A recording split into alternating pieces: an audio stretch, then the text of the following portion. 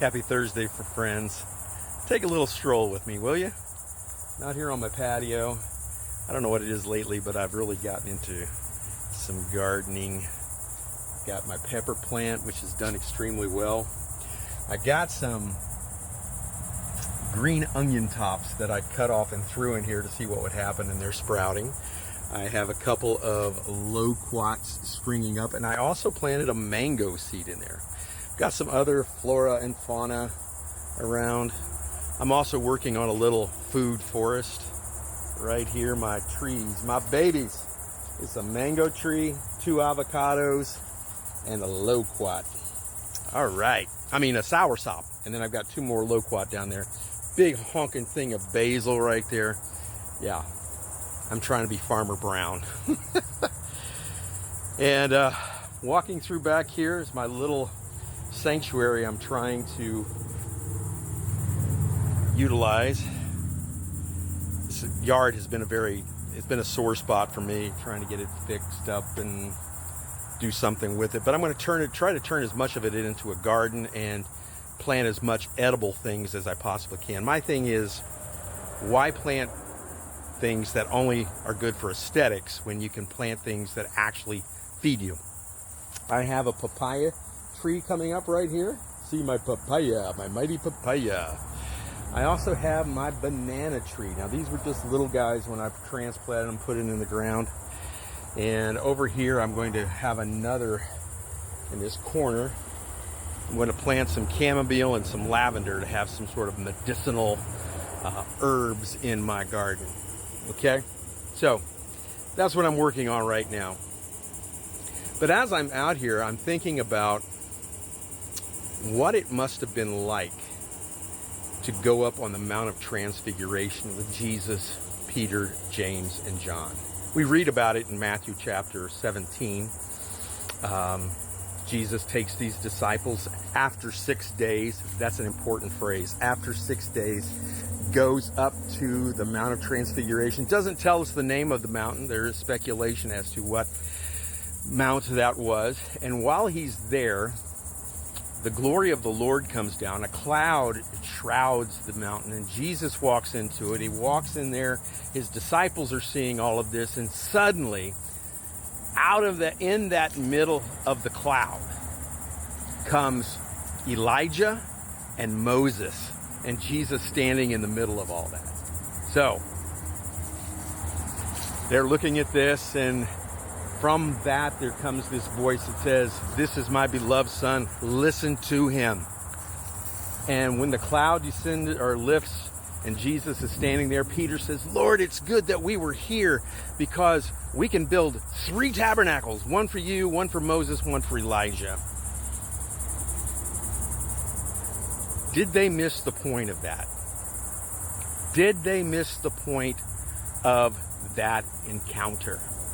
Because we can look at that and talk about all of the nuances in that scripture package. And indeed, there is a lot of stuff to unpack in Matthew chapter 17, in this very start of the chapter, in these first few verses. A lot of stuff to unpack. But did they miss the whole point of it?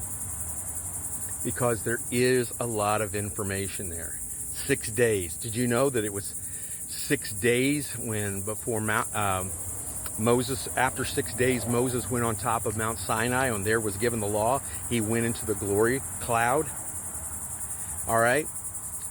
Elijah was standing on the mountain, and when the fire fell, the storm came, and all the earthquake and all that, he was standing there with God. Wow. And here we have Jesus standing on the mountaintop in the glory. Just like Moses, he's standing there listening to the voice of God, just like Elijah. And this tells us that Jesus is above the law and the prophets. That's great. That's great. That's a good one of the takeaways of this chapter. And also, there's the audible voice of God. There's a lot of stuff going on here. The cloud, the glory, the lights, the voice of God, all of this culminating around Jesus standing there on top of the mountain. And his disciples witnessed that.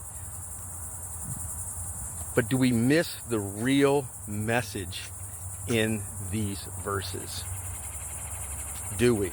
Do we miss the point? The point is, God wasn't telling them, hey, look at this glory cloud. It's awesome. And I know that there are people that get caught up in that. Back in the 80s and 90s, people were going to these charismaniac events, getting all caught up in the blue cloud, the purple haze, the gold dust, and all that crazy business. Laughing, rolling around on the floor, barking like dogs, howling at the moon. Ah-woo-woo, in Jesus' name. Getting caught up in the manifestations. People today saying, God told me this, God told me that, thus saith the Lord. All of these self-proclaimed prophets out there going on and on about their encounter with God, reiterating and standing on the voice of God. Now, believe me, hearing the voice of God would be a terrifying experience. I believe it would be. Seeing Moses and Elijah, that would have been something. You know, I kind of wonder about that. Was there kind of like a portal that Moses stepped through on the Mount Sinai that transported him from there to the presence of Jesus that day that he did that? Was Elijah standing on that mount there, was he seeing something? Did he step through that portal to go through and meet Jesus face to face as well? That's kind of an interesting take on that, don't you think? I think it is. But the most important takeaway of that whole chapter, that whole verse is, this is my beloved Son. Listen to him. Don't put your hope and your confidence in manifestations, supernatural experiences. I came out of one of those hyper-Pentecostal groups where we put a lot of emphasis on emotion, on running the aisles, jumping the backs of pews, all of that stuff, speaking in tongues, prophesying, all of that had a great emphasis on that. And we considered it having a great service if we had some sort of encounter like that. It was almost as if that's what we were pushing for. And I'll have to admit, those things are great, and it does give you a great hype, but it doesn't sustain you, because that's just evidence that you had been in the presence of God. But it's listening to the voice of Jesus that actually brings change to your life. So don't get caught up in all of the stuff, all the people falling out on the floor, the purple haze, the gold dust, the barking, the howling, the moaning, all of those crazy demonstrations. Listen to Jesus. What is Jesus saying to you today? And I think this is where a lot of us fall short. We're in too big of a hurry. We get caught up in all of the excitement. We get caught up in all the peripheral stuff. And we forget to stop and to listen to what Jesus has to say. Because one word from Jesus can heal you from blindness. One word from Jesus can heal from being deaf. One word from Jesus can raise life from death. One word from Jesus can change your life. So that don't get caught up in the manifestations. Don't get caught up in the excitement. Don't get caught up in the displays of passionate worship. But get caught up in Jesus. Let your focus be solely and totally upon him. Listen to what Jesus is saying. And I believe if more people did that, we'd have a lot less trouble in our world.